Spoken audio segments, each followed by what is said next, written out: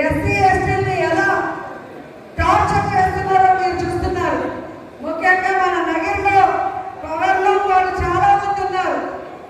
ఆశపడి 500 యూనిట్లు ఫ్రీగా ఇస్తారనుకుంటే జగనన్న తగ్గించిన ఆ 1 రూపాయలు పెంచడమే కాకుండా ఇప్పుడు కరెంటు ఛార్జీలు కూడా పెంచి వాళ్ళని నడ్డి కూడా విరిచారు.